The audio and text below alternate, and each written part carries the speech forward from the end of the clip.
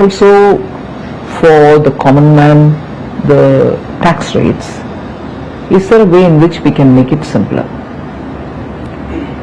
So I had agreed that I will go into it and come back to him. Then around the budget, when we were talking about many, tax related issues, he reminded me about the work which has got to be done. And I assured him again that time that yes, the work is progressing and I'll come back to him. So sometime after the budget session was over of the Parliament, I said I'm somewhere close to giving him a proposal, which he can guide me further and so on. And then a bit later, much later, because you know the developments of May, April, when Operation Sindoor had happened, and after April priorities have been on very many different grounds, and when next opportunity came, I went, gave him a detailed description.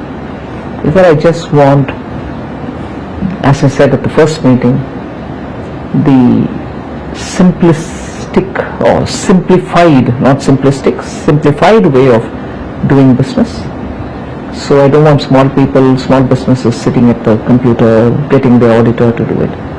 And also, like the way we did in the budget, respecting the middle class, respecting the taxpayer, respecting people who are really the ones out of their salaries giving the tax. We need to do something for the day-to-day indirect tax, which falls on every Indian citizen in some way or the other. So this tax is something which touches the lives of every citizen, and therefore we need to be a lot more sensitive. So I went back with this comment, redid it, sharp focused it, and that's how this proposal came. And we, for the first time in GST's history, Council's history, the centre has come up with a proposal. Till now it used to be the group of ministers which consisted only of state ministers. Yes. Never has the centre been a part of any GOM. This is the first time, both in the case of the compensation cess, where the MOS Finance, central government, was the chair to decide how to handle the closure of the compensation cess, and a comprehensive proposal as regards GST being given by the central government. So it's unique in very many ways. Every rule of the House, of the Council, had to be looked at afresh, yes, even to put the proposal. Yes. So I'm glad it went through the whole grind, didn't ignore any rule or expectation or the law of the GST, and has gone through. And taking everyone along, unanimously. That's right. At the heart of this is obviously, the common man. In fact, Money Control had put out a tweet saying that how it also impacts, it is the health of every citizen in India, to which the Prime Minister in fact said that it is also to do with Swasth Bharat. Yes. So what was the driving motivation, behind this bill? See, I had to do a dredging kind of an exercise. Yes.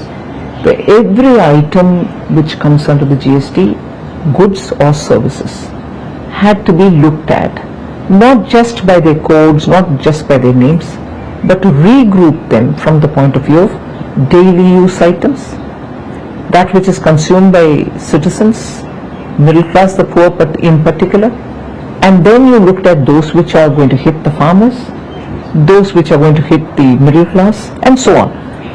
Because eventually, daily use items or items which are necessary for this transition of India from a emerging, developing economy to a Vikasit Bharat, yes, cannot be on the back of, just the approach of we need more development, bridges, roads, some contracts for works and so on, but also that the aspirations of the growing families will have to be met. So we had to regroup them in such a way, okay, this is essential for, let's say, the families, poor middle class families. Of course the rich will come in. So what do we do as a treatment for it? But even as we were talking about this, We are talking about the classification of goods and services. I, without any hesitation, will bring that example of the popcorn. Why am I saying hesitation? Because I was pilloried on it. Yes, absolutely. But that tells you the problem of classification, where we brought in a system, no doubt, which was an improvement of over the pre-GST era, where every state defined its own and had its own rate and so on. So GST in 2017 was an improvement over what was earlier. But it still required some more simplification, and that's why this exercise. And in the case of the popcorn, it led to a lot of litigation, courts coming up with different kind of voices, and states losing revenue because of the classification being different. People chose to have the higher taxed sugary chocolatey popcorn shown in as a salted popcorn, because that has only very little tax on it. So this arbitrage, because of classification, had to be overcome. So even as I'm grouping for families, their day-to-day items, this thought of what the classification is causing as a problem also had to be addressed. Like that, I think it was one of the, for me it was a fascinating exercise. It was rigorous, it took a lot of my time and time which would have gone in for something else. But I think this was absolutely rewarding an exercise, because you brought in that temperament, which is so important, that citizen looks at these things in one particular way. Revenue is not the consideration. So that helped us. So now that you've done two monumental things, you've put more money into the hands of the consumer, you brought down for the middle classes the income tax cut, and now rationalization of GST. So will it now finally sort of move the needle on consumption? 100%. Because there's more money given already through the income tax cut. Right. The rates are coming down. So the citizen now has a choice to meet his aspirations and his expectations. He cannot say, look, I have the money because the income tax is reduced, but these items are beyond my affordability. Now everything has come down. Okay. I'll give you this number which is important. 99% of all the goods and services which are touched by GST are now either in 0 or in 5 or in 18. That's right. There is nothing beyond. So that 1% is what makes for the demerit goods, right, which popular parlance says sin goods. Yeah. So that is the extent to which we have cleansed the system of anomalies, doubts, duplications, and any interpretative issues. So this will also lead to higher investments, it will fire up investments as well. Obviously, with consumption going up, there's a potential for capacities to grow, investments to grow. Now the combined tax revenue impact of this, earlier your income tax cuts, and this is about 1.2 lakh crore. Do you think that there will be a certain revenue buoyancy as well in the coming years to make up for this? And every economic theory that one studies says that. Yeah. Have you seen that in the past? At least the moment the income tax reduction happened, you heard people very clearly coming out and says, I've met up with a lot of individuals coming from different strata of the society saying, I'll have more money to send my son to this particular college. My daughter is already doing engineering. I'll be able to fund her for her higher studies and things like that. And from ordinary citizens who are leading their lives either working in a small store or driving a car, taxi, and so on. So it has an immediate psychological effect that I can do this, which was beyond my affordability. And therefore I think there will be a buoyancy in terms of revenue. Any impact on capital spending or fiscal deficit? I wouldn't think. At this moment I can say with confidence, capital expenditure of the government will not come down. It will be completed as is stated in the budgetary planning time, the budget estimate time, and so with the fiscal deficit. And this is the last point of my gliding path. Right. I will adhere to it. Will petroleum products and alcohol continue to be outside the ambit of GST? Yes, the current proposal doesn't include it. The Right. states will have And to. you don't see that happening in the near future? Not in the immediate future. Okay. Let's move, to a few broader economic questions as well. With GST rationalization, inflation is likely to come down quite naturally. Does it make a case for further repo rate cuts in the future? I know it's not your, but generally, Not my directionally speaking. Not my domain. We'll have to see how the RBI assesses for itself. September 22nd is a tight deadline. Are you confident you'll be able to roll Yes. this? Is the back end ready? Yes, the back end was mentally prepared, and many structural things have already started getting corrected, reset, and so on. It is with the agreement of these GSTN related technology managing team related issues that we have had a discussion with them, and they have clearly given me the confidence that yes, they will be rolling it out on September 22nd. So Rahul Gandhi, who earlier called it Gabbar Singh tax, now has been talking about one nation, one tax. On the other hand, former Finance Minister P. Chidambaram, he said that, it is 8 years too late. How do you react to all of this? Well, being in the opposition, I think they have to say something when the popular response has been so overwhelming.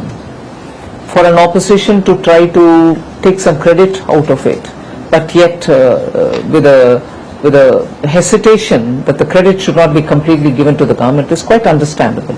But I would want them to ponder that neither could they bring it in because they couldn't win the confidence of the states, nor could they truly and literally understand how the mechanism works. After all, the GST Council has members from Congress party, Yes. finance ministers from Congress ruled states are there. But I have a feeling the Congress High Command, as they call it, doesn't do its homework to understand the way in which this wonderful organization works, the GST Council. And therefore, at one point in time, they call it Gabbar Singh tax, another point in time saying, oh, this is fine, but it should have come earlier. These are clearly statements coming from people who have not really spent time to understand how post-independence, that one institution which has been created, a constitutional body, if I'm right, this is the only one which has been created post-independence, Yes. is spent 8 years, but has delivered so much in terms of revenue, in terms of uniting this country, in terms of making ease of doing business a reality, and is now coming up quickly in succession within 8 years with the second generation reforms. To understand it and then to comment would help the government, not stray comments which doesn't get into the details. Nirmala ji, this has been widely hailed as one of the dramatic reforms of this government. Obviously, a dil mange more. So, what next? PM has set up 2 official level committees on next gen reforms. 2 group of ministers have also been formed, headed by Amit Shah and Rajnath ji. What can we expect in the coming months? What is the idea going forward? How do you look at reforms in the bigger picture? Quite a lot of work was done about the next set of reforms which we need to undertake, even prior to 24 Lok Sabha elections. And then some departments moved, like ours moved faster. There are other departments which are moving faster as well, whether it is looking at the environment related issues, sustainability related issues, opening up for private sector, sectors which have been the domain and the privy of the government.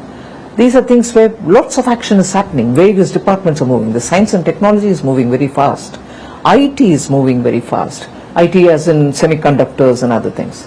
So that big area of reform, if you ask me, in which these 2 committees will look at, and also the committee which is headed by former Cabinet Secretary Rajiv Gauba. Right. I expect reforms which will have to now trickle down rather than remaining as a domain of only the union government. The state governments are somewhat also moving towards reforming on very many scales. But the third layer of India's democracy, the urban local bodies and the panchayats, is where the next forceful action has to move.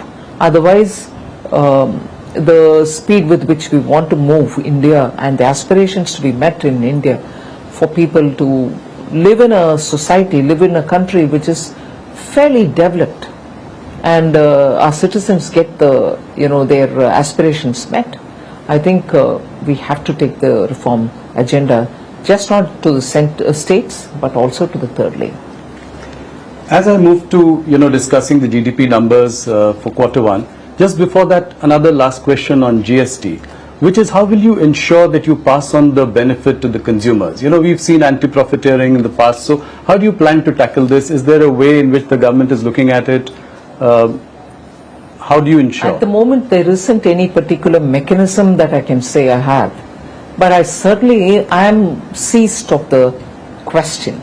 Also coming from many citizens themselves who are saying, it's great that you've done this, it's great that you're bringing in this kind of a drastic cut in taxes, but how will you ensure that we'll benefit from it?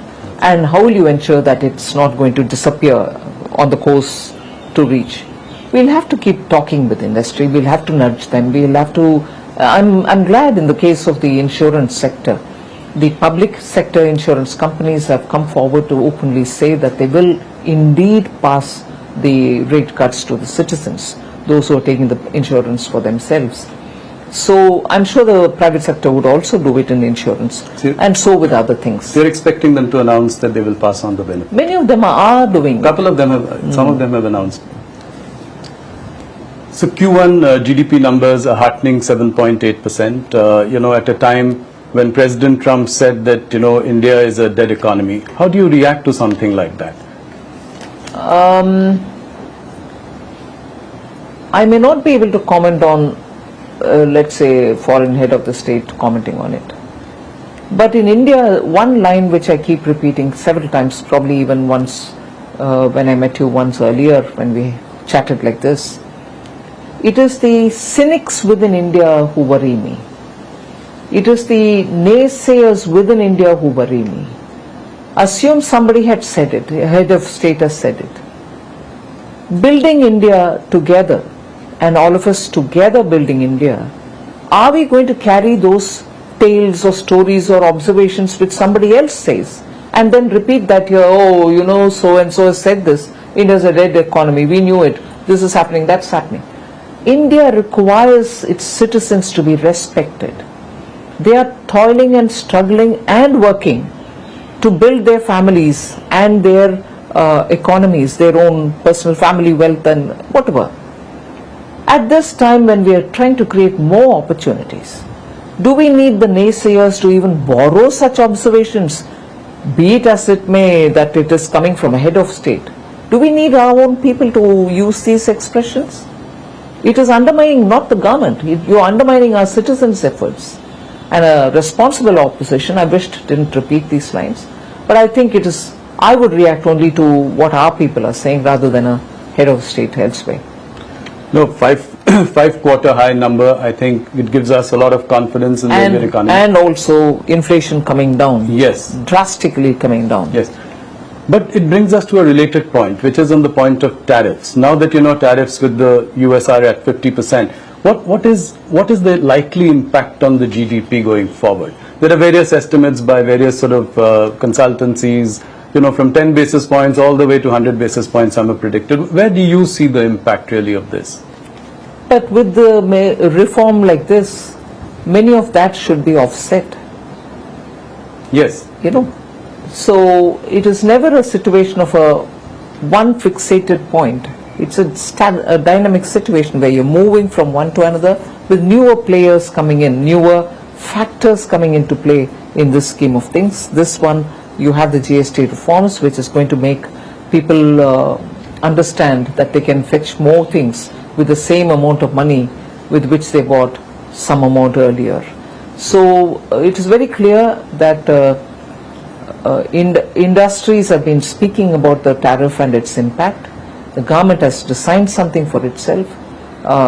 We will come out with something to handhold those who are hit by the 50% tariff from the US. This has been said earlier. I've met up with the delegations when I went to Chennai in recent past few days. I have said this there and I will repeat it. Government is working. So will they be like allowed to sell in India, or how do you plan to alleviate their concerns? No, there is a package which consists of very many different ways in which we want to help them. So we'll wait for the cabinet to clear it, but there is something coming to help them so that this tirade of the tariff is something which they can face, and also suddenly having to look for newer markets is also a challenge, but we'll have to help them out on that. So is there a sense in the government that this could be a slightly longer haul? We hope not, but we really can't leave our exporters high and dry saying it's going to change sooner. We will work with them. Nirmala ji, will we also continue to buy Russian oil? Yes, that's been made very plain and simple. Whether it is Russian oil or anything else, it's our decision to buy from the place which suits our needs, whether in terms of rates, logistics, anything. So where we buy our oil from, especially being a big ticket foreign exchange related item, where we pay so much out of our highest in terms of import, we will have to take a call which suits us best. So we will undoubtedly be buying. Another question about, the officials of the Trump administration have been using really hurtful language against India. Saying that we are Brahmins profiteering at the expense of, ordinary Indians, or, calling the Ukraine-Russia war Modi's war, or us as Kremlin's laundromat. How do you see all this? I mean, how do you react to something like this? Very much the same principle as I said earlier. It is one thing, it can be hurtful. It is one thing for a foreign government head of state or an official or anybody to say all that. And the global diplomatic world is astonished that that kind of an expression is being used against India. And that will have people in the diplomatic arena to respond or to deal with. But what hurts me more is when those very expressions are being justified in India. Oh, don't you all know, don't you, I mean, you know, dirty, unwashed Indians, you don't understand what this expression means? This is how, this is explained. Who wants these explanations from Indians? Who actually wants us to know better? And who are these people explaining to us, this expression is used in this context? Yes. I'm outraged by that. I don't want explanations to justify that. Whether I'm going to have to deal with them, stand up and challenge them or retort is a different story. Right. But Indians quoting those words and telling us, oh, you dirty Indians, you don't know this colonial justification of the language that is being used against Indians, against such countries which have come out of its colony and from its empire and stood up to build its own country with its own self-confidence. And even now when we are talking about Atmanirbhar, it's not just in terms of producing everything in your country. It's also about being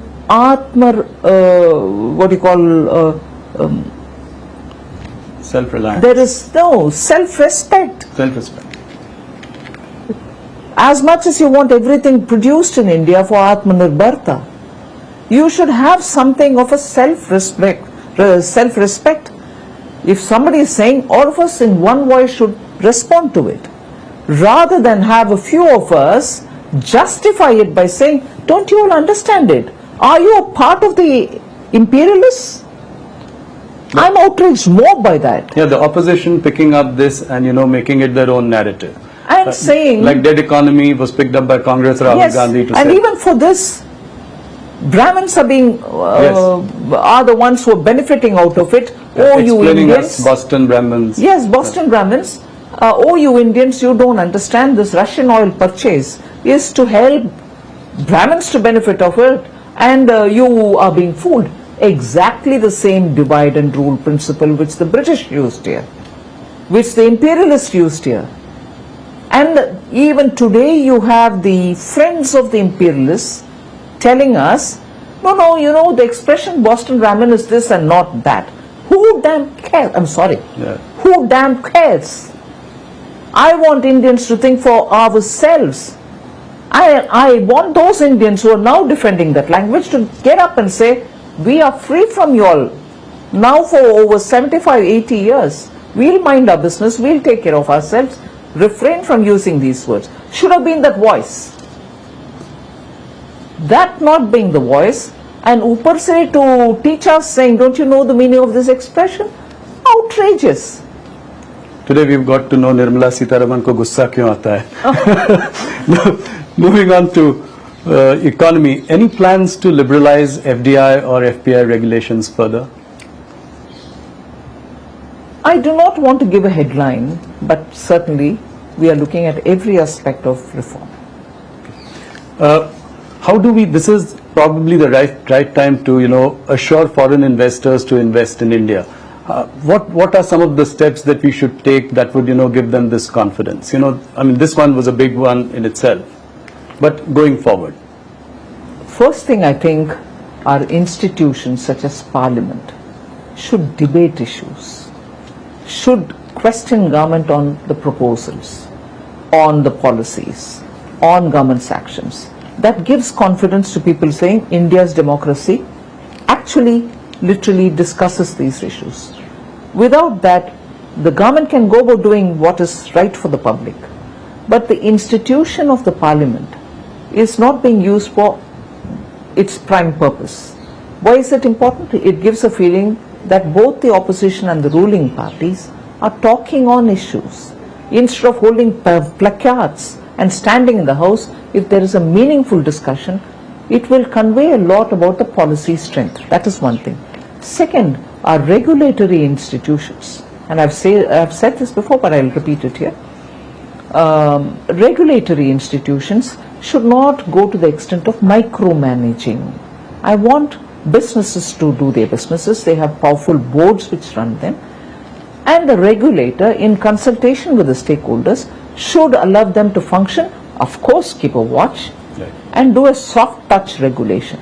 If regulators across the board, I'm not talking just of the finance domain regulators, all over, should have a open-minded approach, a soft touch approach, above all, not micromanage businesses. You know, private investment has been a topic of discussion. How do we revive animal spirits, you know, for the private sector to invest? This has been a, you know, discussion that we've been having over the course of many interviews, and you've been also exhorting the private sector. How do we get about? But I think, to be fair to them, they are moving in. Okay. And they are taking decisions about how they want to expand. So you see a significant change? I see a significant change, and I see that enthusiasm now in wanting to understand how things will move from the industry. And I'm sure they are conscious that opportunities lie in India and they should do things. How would you react to S&P's, you know, India's sovereign rating by S&P, which has gone up? High time, would you say? Yes, and it is, I think, as a result of a lot of work done by the Department of Economic Affairs, the Chief Economic Advisor. They have been persistent with talking with them, giving them adequate data-based information, and their conversations have actually today shown us the result. And I'm glad that they're doing it. They should continue doing it with other agencies also, because with our growth being with what it is, with our fiscal, macroeconomic fundamentals being what they are, with our inflation being under control, with our foreign exchange growing, with our stock market being so buoyant, it is difficult to understand how parameters of similar and comparable nature elsewhere attract a much better rating, whereas ours don't. And conversely, parameters which are worse than ours seem to be having better rating. Just can't explain it. So I think the work of the DEA and the CEA is well cut out in this regard. They will have to work with agencies. Nirmalji, you're right about all the macro indicators looking up. But you know, revenue growth for corporate India has remained tepid. It's at a 7-quarter low of 3.7%. How do you explain that? GDP on one hand growing at 7.8%, What really accounts for this? I think it's also a question of how they're deploying their resources and how they're earning out of it. Businesses will also have to look at the way in which their risk-taking capacities can increase, and that's what is going to be the prime mover in terms of revenues for businesses. So, but that's a business call, it's not for me to say. Right. Nirmala, India and China are now mending sort of fences. So, right now it is at the level of resuming the flights and giving visas to each other. But what could be the next steps? How could we make the Chinese markets more accessible to Indian, Indian companies? There is, of course, a huge deficit of $100 billion here. So how do we do that? I mean, what are the next steps? There's just a lot of work to be done in that area. There's no hiding it. We need to have trade conversations, market access conversations, non-tariff barrier conversations with the Chinese. Unless we do that, and unless there is a true engagement and not a procrastinating engagement, you may talk as much as you want on these issues. I've done it myself. And to have a conclusion arrived at takes a lot of time with the Chinese. Sorry. Market access is something which has not been realized despite our almost a decade-long engagement with the Chinese. In between, everything had come to a halt. But on both these issues, there should be meaningful conversations. Otherwise, the very products that we want to export to China go through different destination to China. But why can't it go directly? Yeah. And will it also be reciprocal? I mean, Press Note 3 prevents investments from China to India. So would you look at, doing something about that as well?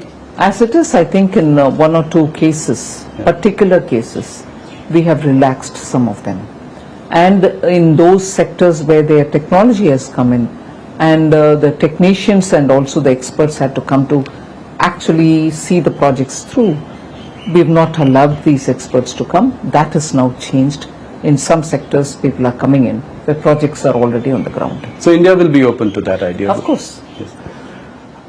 Nirmala ji, you've ushered in the boldest of reforms. I say this in every interview that we do because you corporate tax cut. I mean, that was a phenomenal sort of move. Then after that last budget, we have income tax rates going down.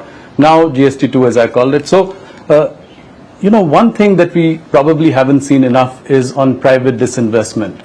What would you say to that? You did sell Air India, but after that, things have been slow. You'll see action in that also. This year? Yes. Oh, that's great news. Any deadline for strategic stake sale in IDBI Bank? No, I think the secretary has already, DIPAM secretary has already spoken about it. IDBI is moving quite fast. Okay. And I expect it to be concluded this financial year? Okay, and any more banks which could then be looked at after this? I wouldn't say any more banks. I'm not negating anything. Right. But yes, more disinvestments. More disinvestments, okay. So we've seen that since June this year, the yield on 10-year bonds have risen 30 basis points since June, to more than 6.5%. Are you concerned about rising borrowing costs? Yes. I wouldn't say I'm concerned, but I'm observing it. It is not affordable. And also at a time when interest rates are otherwise low, yes, bond yields becoming unsustainably high has a big bearing on the government. Not just our union government, states are also up against odds in getting affordable, Also your fiscal math? My fiscal math is as of now absolutely of course, fine. Yeah. So, Nirmala ji, we are again, near an election. Bihar elections are coming up, and before every elections, we have seen all political parties dole out reveries, and we've discussed this in previous, encounters as well. Does this worry you? State after state, promising welfare schemes, doling out reveries, and how does it all really add up for a country like ours? I think I'll speak for all finance ministers. Yes. It is a very, very difficult thing. To have a scheme approved and also budgeted for is not wrong. And I would approve of that, because that at least takes the view of the legislature, and also makes it public about how they are financed, and therefore also brings in that responsibility to keep your revenue generation equally attended to. But what most often happens, not so much with Prime Minister Modi's leadership, but I can say what generally happens is you give away a promise. Once you have to come to fulfill it, you're searching and scrambling for resources.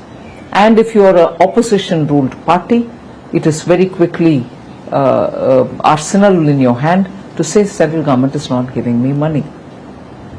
That's the biggest unsustainable argument.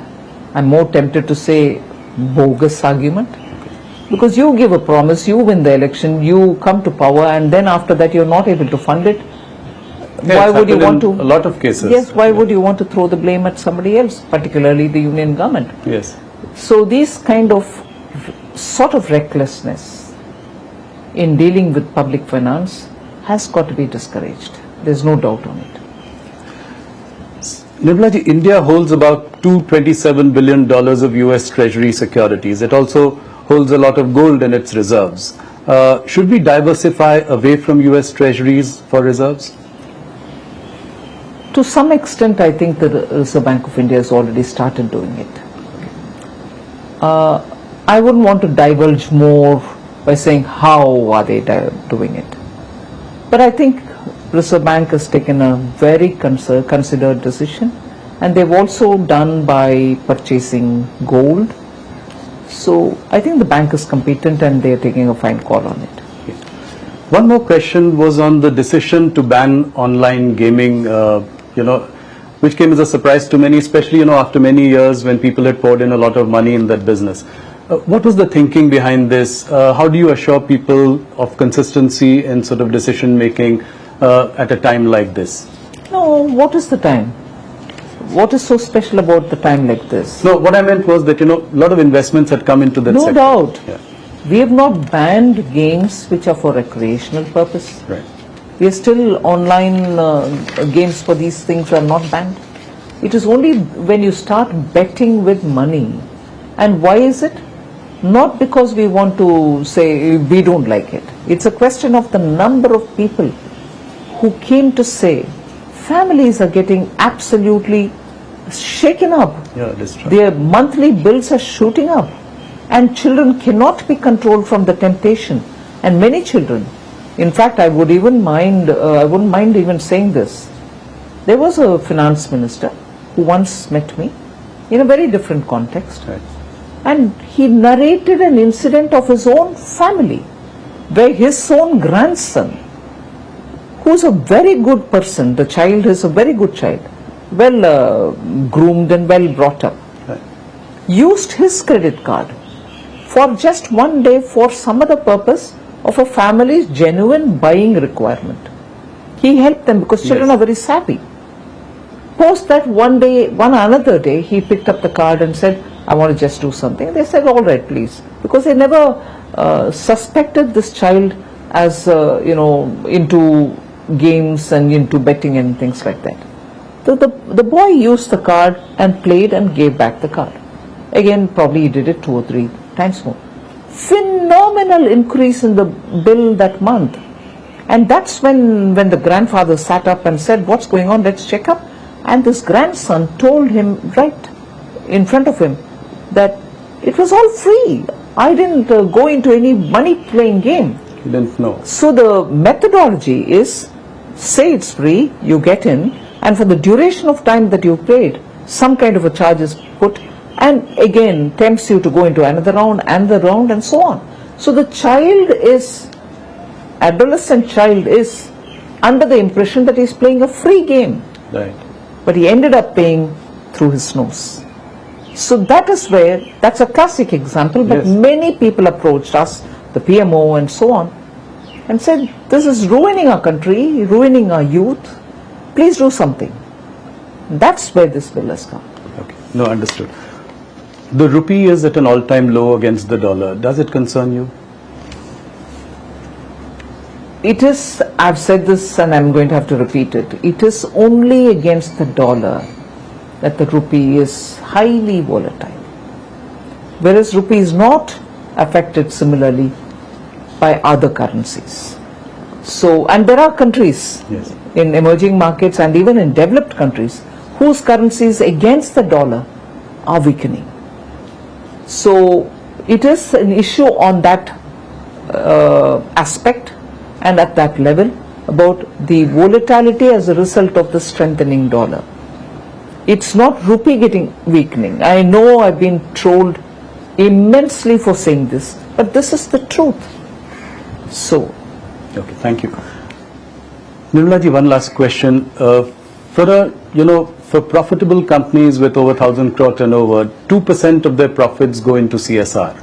Now, at a time like this, when MSMEs are facing a problem because of tariff issues, etc., is there any thought to take a relook at this for a little while? nothing before me as yet. Okay. If there's anything, I'll tell you, but there's nothing. All right. Nirmala ji, thank you so much for your time. Thank you for patiently answering all our questions, very candid, and heartiest congratulations on yet another big reform, GST 2 or rationalization of GST. Thank you so much for being with us. Thank you very much.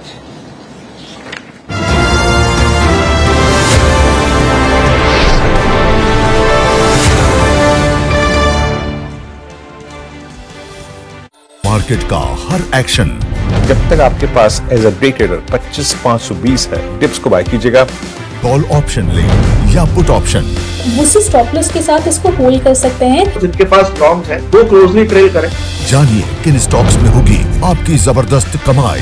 314 अंकों की बढ़त Nifty bank में देखने को मिल रही है। 56,950 और risk reward के हिसाब से यहाँ एक ट्रेड बन सकता है। देखिए फ्यूचर एक्सप्रेस सिर्फ CNBC आवाज पर। एक धमाकेदार लाइव शो। आज अपने को अहमदाबाद, बेंगलुरु और पुणे ही जाना है। महिलाओं की निवेश से जुड़ी हर क्वेरी का सॉल्यूशन। 184 क्वांटिटी 249 से लिया है। तो शेयर है @39, क्या करना चाहिए? बेहतरीन इन्वेस्टमेंट आइडिया जाने माने मार्केट एक्सपर्ट्स के साथ। साल 1.5 साल। So I went back with this comment, redid it, sharp focused it, and that's how this proposal came. And we, for the first time in GST's history, Council's history, the centre has come up with a proposal. Till now it used to be the group of ministers which consisted only of state ministers. Yes. Never has the centre been a part of any GOM. This is the first time, both in the case of the compensation cess where the MOS Finance, central government, was the chair to decide how to handle the closure of the compensation cess, and a comprehensive proposal as regards GST being given by the central government. So it's unique in very many ways. Every rule of the House, of the Council, had to be looked at afresh, Yes. even to put the proposal. Yes. So I'm glad it went through the whole grind, didn't ignore any rule or expectation or the law of the GST, and has gone through. And taking everyone along, unanimously. That's right.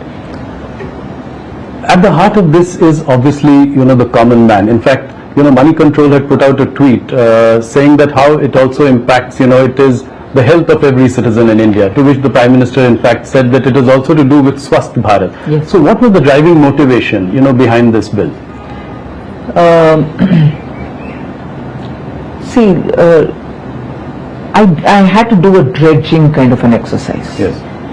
Every item which comes under the GST, goods or services, had to be looked at, not just by their codes, not just by their names, but to regroup them from the point of view of daily use items, that which is consumed by citizens, middle class, the poor but in particular, and then you looked at those which are going to hit the farmers, those which are going to hit the middle class, and so on.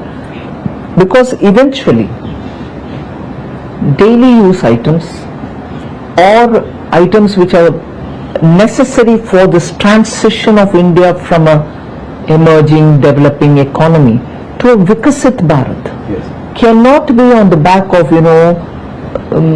just the approach of we need more development, bridges, roads, some contracts for works and so on. but also that the aspirations of the growing families will have to be met. So we had to regroup them in such a way, okay, this is essential for, let's say, the families, poor middle class families. Of course the rich will come in. So what do we do as a treatment for it? But even as we were talking about this, we are talking about the classification of goods and services. I, without any hesitation, will bring that example of the popcorn. Why am I saying hesitation? Because I was pilloried on it. Yes, absolutely. But that tells you the problem of classification, where we brought in a system, no doubt, which was an improvement of over the pre-GST era, where every state defined its own and had its own rate and so on. So GST in 2017 was an improvement over what was earlier. But it still required some more simplification, and that's why this exercise.